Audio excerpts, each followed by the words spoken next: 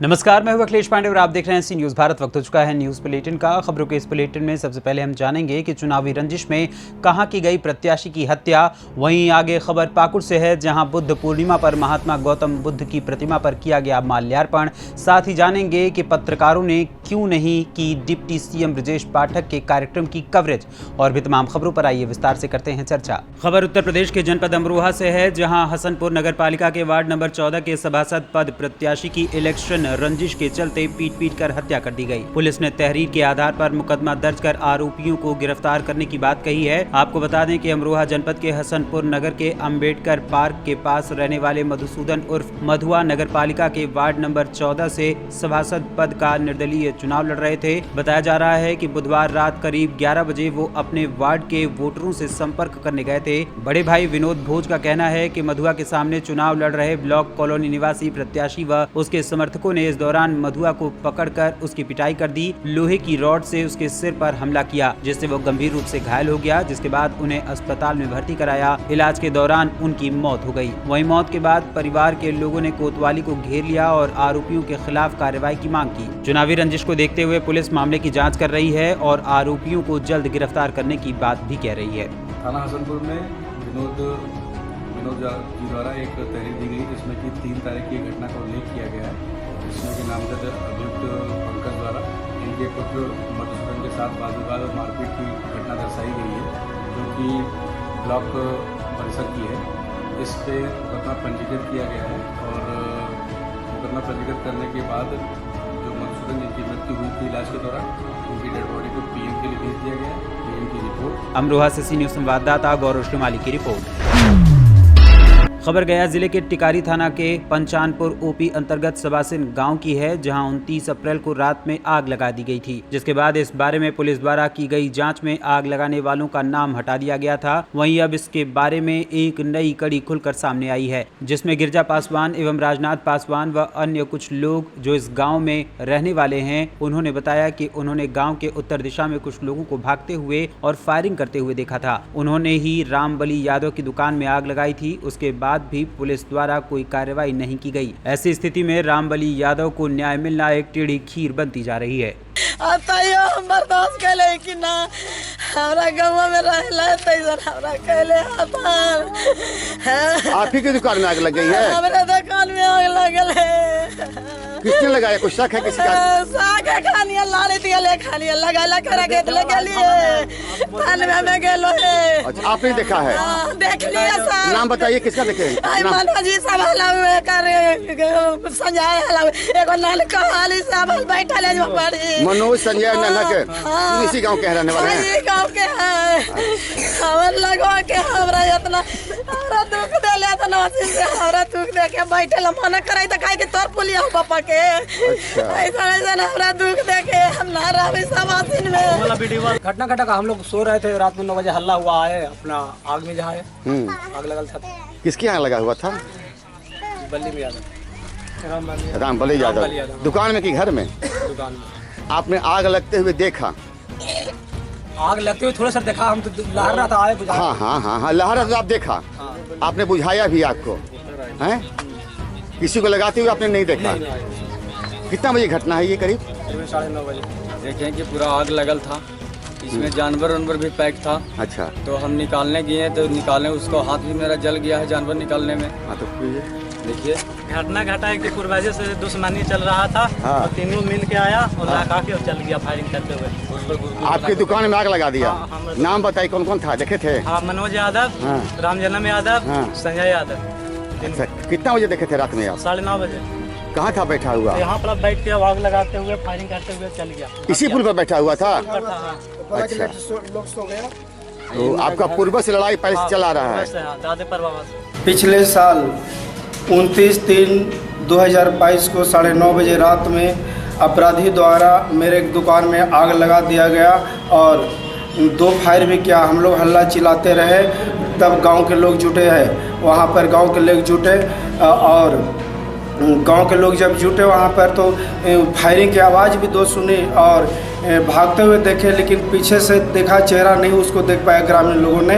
और वहाँ पर हमारे लड़का हमारी पत्नी एक साथ ही छत पे खाना न खा रहे थे। उस टाइम सबको देखे हल्ला चिल्लाते हुए देखे, जान मारने की धमकी देते हुए फायरिंग किया और उन लोग गाँव से उतर की ओर भाग गया, मेरे दुकान से उतर की ओर भाग गया। इस पे मैंने लिखित आवेदन थाना प्रभारी को मैंने दिया। और कौन सा थाना है? थाना हमारा टिकारी है, पंचानपुर ओपी पे दिया।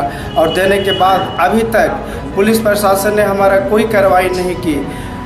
और उन अपराधियों गांव का वो दबंग है, गांव के बढ़िया व्यक्ति दबंग है और गांव को हमेशा लोगों को सताते रहता है। उसके डर से कोई मुंह पर बोलने के लिए तैयार नहीं है। जब पुलिस प्रशासन उसी घर पे मेरे इंक्वायरी में जाते हैं दुकान पे, तो उन्हीं को अभियुक्त के परिवार लोग ही घेर में लेता है और बोलता है, उसी की बात पुलिस प्रशासन सुनती है। और मेरा एक भी नहीं जिन पर आपको आग लगाने का आरोप है, आपने जिस पे आरोप लगाया है, उन्हीं लोग का परिवार जुट जाता है वहाँ? उन्हीं लोग का परिवार जुट जाता है उस जगह पे। दुकान में आग लग गया था। किसके दुकान में? रामबली यादव। रामबली यादव की दुकान में कैसे आग लग गया?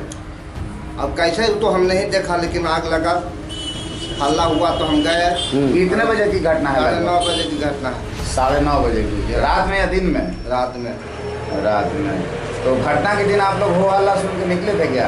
हाँ निकले। निकलने के बाद क्या देखे? निकलने के बाद गया आग बुझाने, तो कोई भी जाता है।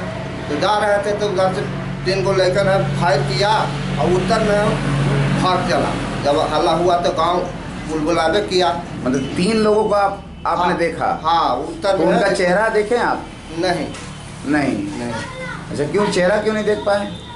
अंधेरी रात में हमको कहाँ से पता लग रहा है? तो वहाँ पर लगवा करता है। किधर की ओर भाग गया सर? उत्तर साइड में 3 लोग था, उत्तर की ओर भागा है। हाँ। गांव से उत्तर? उत्तर जी, हाँ। अच्छा। गया से सी न्यूज़ संवाददाता रविंद्रनाथ पांडे की रिपोर्ट।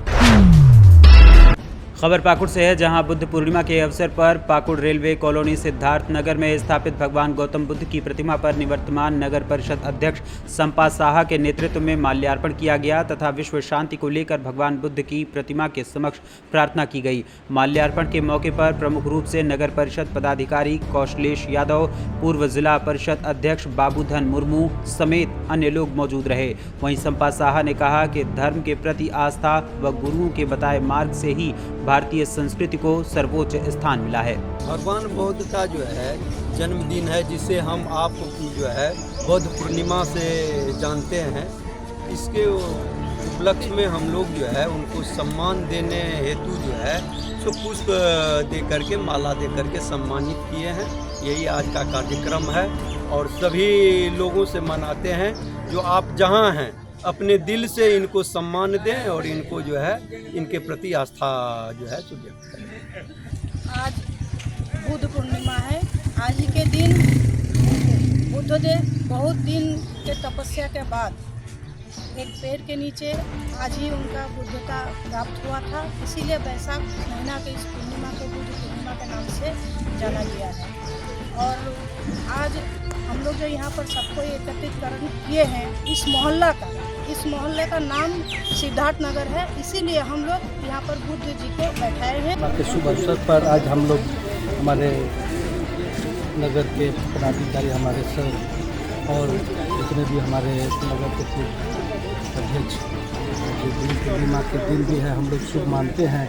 और इसको हम लोग इस गुरु पूर्णिमा में अपना जो होता है गुरु, इसको मानते हैं। इसलिए हम लोग धर्म से जुड़े जो बुद्ध पूर्णिमा के शुभ अवसर पर हम लोग इनको खूब अर्पित किए हैं। और इसको और हम लोग अपना घर भी जाकर उसको आज यज्ञ भी हम लोग अपना घर परिवार में भी करते हैं। इसलिए शुभ संदेश आज दिन का हम देते हैं सबको। का जो है जन्मदिन है, जिसे हम आप जो है बौद्ध पूर्णिमा से जानते हैं। इसके उपलक्ष्य में हम लोग जो है उनको सम्मान देने हेतु जो है तो पुष्प दे करके, माला दे करके सम्मानित किए हैं। यही आज का कार्यक्रम है और सभी लोगों से मनाते हैं, जो आप जहां हैं अपने दिल से इनको सम्मान दें और इनको जो है इनके प्रति आस्था जो है। पाकुड़ से सी न्यूज़ संवाददाता अभिषेक तिवारी की रिपोर्ट। खबर शाहजहांपुर से है, जहां उत्तर प्रदेश के डिप्टी सीएम ब्रजेश पाठक के मतदाता सम्मेलन को कवरेज करने पहुंचे पत्रकारों ने कार्यक्रम को नहीं कवरेज किया। दरअसल गांधी भवन प्रेक्षागृह में अंदर बैठे पत्रकारों से कुछ पुलिसकर्मियों ने बैग बाहर रखने और तलाशी करने की बात कही, जिस पर मीडिया कर्मियों ने इस बात का विरोध किया और बैग में मीडिया संबंधित चीज़ों को रखने की बात कही। वहीं उन्होंने कहा कि अगर कार्यक्रम में बैग लाना मना था तो मीडिया कर्मियों को पहले ही प्रशासन द्वारा अवगत करा देना चाहिए था। वहीं इस बात को लेकर विवाद इतना बढ़ा कि करीब 2 दर्जन मीडियाकर्मी कार्यक्रम का कवरेज छोड़कर चले गए, जिसके बाद तमाम पत्रकारों में काफ़ी रोष है। पत्रकारों ने अगली रणनीति के संबंध में बैठक कर इस संबंध में कोई निर्णय लेने की बात कही। शाहजहांपुर से सी न्यूज़ संवाददाता फसाद खान की रिपोर्ट। खबर शाहजहांपुर से है, जहां नगर निकाय सामान्य निर्वाचन 2023 को सकुशल संपन्न कराने के उद्देश्य से जिलाधिकारी उमेश प्रताप सिंह ने नगर पंचायत कांट एवं नगर पंचायत कटरा का भ्रमण किया। साथ ही उन्होंने नगर पंचायत कांट में स्थित राजकीय इंटर कॉलेज एवं पूर्व माध्यमिक विद्यालय कांट में बनाए गए मतदान केंद्रों का निरीक्षण किया। वहीं जिलाधिकारी ने मतदान केंद्रों पर समस्त व्यवस्थाएं समय से पूर्ण की जाएं और पोलिंग के दौरान बूथों पर भीड़ भाड़ इकट्ठा न हो और व्यवस्थित रूप से निर्वाचन संपन्न कराया जाए, इसके भी निर्देश दिए। साथ ही उन्होंने कड़े निर्देश देते हुए कहा कि मतदान के दौरान गड़बड़ी करने का प्रयास करने वालों के विरुद्ध कड़ी कार्यवाही होगी। वहीं निरीक्षण के दौरान पुलिस अधीक्षक एस आनंद ने पुलिस अधिकारियों को कानून व्यवस्था के संबंध में आवश्यक निर्देश देते हुए कहा कि चुनाव को पूर्ण निष्पक्ष तथा शांतिपूर्ण ढंग से संपन्न कराएं। शाहजहांपुर से सी न्यूज़ संवाददाता फसाद खान की रिपोर्ट। खबर बाराबंकी से है, जहां हैदरगढ़ विधानसभा सीट से भाजपा विधायक दिनेश रावत का विवादित बयान एक बार फिर सोशल मीडिया पर काफी वायरल हो रहा है। बयान में विधायक हैदरगढ़ नगर पंचायत अध्यक्ष पद के चुनाव को हिंदू बनाम कसाई करार देते हुए दिखाई पड़ रहे हैं। आपको बता दें कि दिनेश रावत पहली बार भाजपा के टिकट पर विधायक बने हैं। वो इससे पहले भी अपने बयानों के चलते सुर्खियों में आ चुके हैं। इसके पहले भी उन्होंने टिकट मांगने आए प्रत्याशियों को बगावत करने पर बुलडोजर की कार्रवाई करने की धमकी दी थी। वहीं इस बार विधायक ने हैदरगढ़ नगर पंचायत अध्यक्ष पद के लिए सपा प्रत्याशी अयूब कुरैशी के खिलाफ आपत्तिजनक टिप्पणी कर दी है। तरह हमारे कार्यक्रम यहाँ होते, चाहे रामरू चौरसिया के नेतृत्व में हो, चाहे दुर्गा जागरण का कार्यक्रम हो, चाहे राम यात्रा का कार्यक्रम हो, ऐसे कार्यक्रम जिस तरह होते रहे हैं, इनको और भव्य स्वरूप मिले। माननीय मोदी जी के नेतृत्व में, माननीय योगी जी के नेतृत्व में, उसकी चिंता हम सबको करनी है। ये चुनाव में 2 सम्मान लगे हुए हैं। एक तो हमारा कमल न हारने पाए और दूसरा हमारा हिंदुत्व बचा रहे।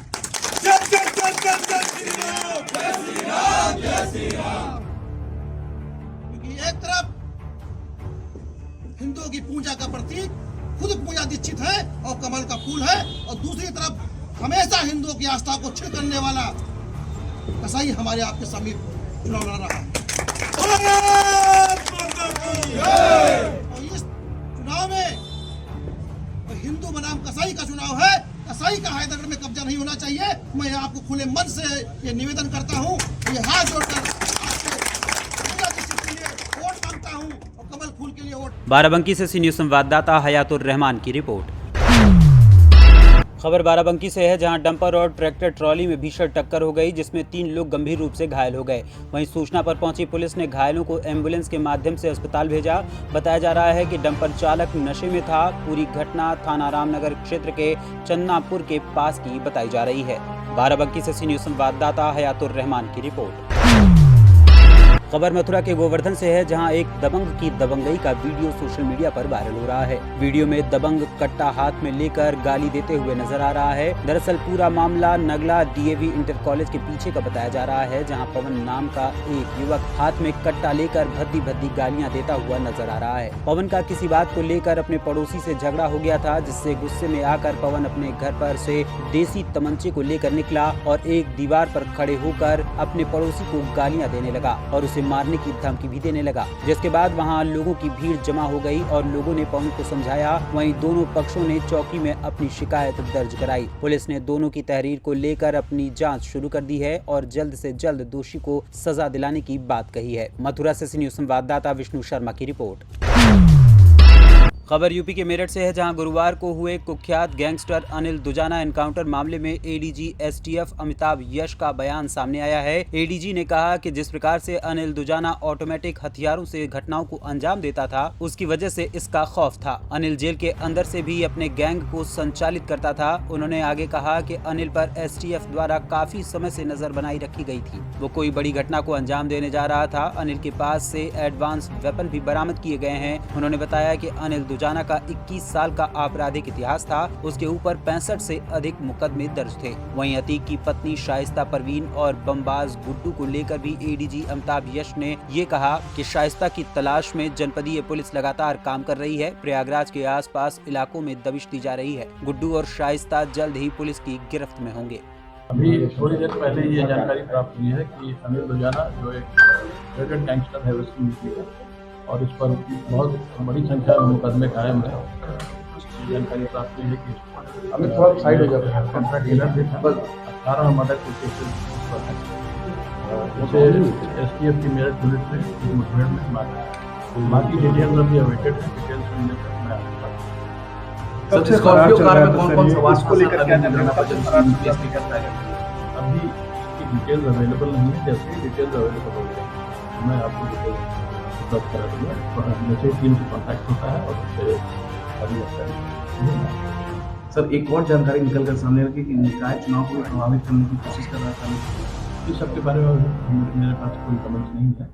जैसे ही बाकी डिटेल। मेरठ से सी न्यूज़ संवाददाता जावेद अब्बासी की रिपोर्ट। खबर राजगढ़ से है, जहां ग्राम काचरिया भाई में चल रहे पंचकुंडीय महायज्ञ एवं श्रीराम कथा का समापन किया गया। इस अवसर पर यज्ञ आचार्य कमल किशोर जोशी एवं उनके सभी पंडितों के द्वारा पूर्ण आहुति देकर महाभंडारे का आयोजन किया गया। गांव की छोटी छोटी कन्याओं को भोजन करवाने के बाद सभी ग्रामीणों ने महाप्रसादी का आनंद लिया। वहीं इस अवसर पर शिवाजी संगठन ने अपनी अहम भूमिका निभाई। सभी यजमानों के द्वारा सभी गुरुजनों का हार पुष्पमाला से स्वागत किया गया और उन्हें श्रीफल भेंट किया गया। नमस्कार, आज हमारे साथ सी न्यूज़ पर परम पूज्य गुरुदेव श्री कमल किशोर जी जोशी कलाली वाले व पूरी उनके जितने भी टीम है सभी हमारे साथ में मौजूद है। हमारे साथ में राम कथा वाचक श्री दीपक जी शास्त्री जी गुरुदेव जो हमारे बीच में आज सी न्यूज़ पर वो हम उनसे कुछ बातचीत करेंगे। जी गुरु जी, किस प्रकार का ये आयोजन रखा गया? देखिए, रखा गया इसके आचार्य पूज्य गुरुदेव कमल किशोर जी शर्मा जो कि कलाली से, उनके आचार्यत्व में सभी विद्वानों के द्वारा विधिवत भगवान यज्ञ नारायण जी का पूजन अर्चन किया गया। समस्त ग्राम के विभिन्न यजमानों के द्वारा यहाँ पर भगवान जी का पूजन अर्चन किया गया और हनुमान जी का जो प्राण प्रतिष्ठा महोत्सव होता है वो विधिवत यहाँ पर संपन्न करवाया गया। और निश्चित रूप से सत्य मानिए, हमने जहाँ तक देखा इस काचरिया भाई में भगवान श्री हनुमान जी के इस कार्य के लिए सारे ही ग्राम के वासियों में जो उत्साह, जो आनंद था, उस उत्साह और आनंद के साथ में यह कार्य किया गया। और उस कार्य में निश्चित रूप से हनुमान जी महाराज का यहाँ पर पूज्य गुरुदेव ने नाम दिया पूर्ण काम हनुमान जी। तो हनुमान जी महाराज तो वैसे भी कलयुग के राजा है, कलयुग के महाराजा है। उनकी शरण में जो भी आता है निश्चित रूप से हनुमान जी महाराज उनकी सभी मनोकामनाएं पूर्ण करते हैं। और आपके यहाँ तो पूर्ण काम हनुमान जी महाराज का नाम आया है, तो काचरिया में निश्चित रूप से जो भी आकर माथा टिकाएगा वो कभी हार नहीं पाएगा, हमेशा उसकी विजय होगी। जी गुरुदेव, कितने दिन का ये जो यज्ञ महोत्सव चला यहाँ पर? यहाँ 5 दिन का ये यज्ञ महोत्सव चला। रात्रि के समय में आप लोगों ने कथा का आनंद लिया भगवान श्री राम की। और ऐसे ही अगर हम पुण्य करते रहेंगे, धर्म करते रहेंगे, तो निश्चित रूप से हम धर्म की ध्वजा को बहुत आगे ले जाएंगे। और ऐसा कहा भी गया है, धर्मो रक्षति रक्षता। अगर हम लोग धर्म की रक्षा करेंगे तो निश्चित रूप से धर्म हमारी रक्षा करेगा। गुरुदेव, कितने दिन का यज्ञ था ये? 5 दिवस का यज्ञ था भगवान श्री राम। सारंगपुर राजगढ़ से सी न्यूज़ संवाददाता नागेश्वर पाटीदार की रिपोर्ट। फिलहाल के लिए इस न्यूज़ बुलेटिन बस इतना ही। देश दुनिया की तमाम खबरों के लिए देखते रहें सी न्यूज़ भारत। हर खबर आपके साथ, आपके हाथ।